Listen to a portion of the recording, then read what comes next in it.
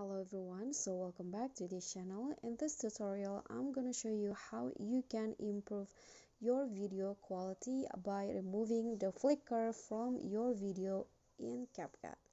So here I've already imported a clip and I want to improve this video quality by removing its flicker. So what you guys need to do after you import the clip is just go straight to the adjust menu at the bottom here, and then click on the video quality tab, and now click on the remove flickers option. And here there will be three options. You can remove it weak, recommended, or strong.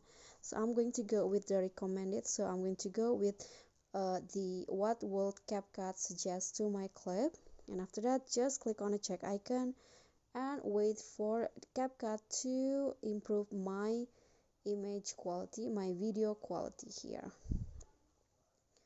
Okay, so guys, that's all from me. I hope this tutorial will be helpful. Thank you so much for watching. Please don't forget to like, comment, subscribe, and also click on the thanks button below. I'll see you all on the next tutorial. Bye.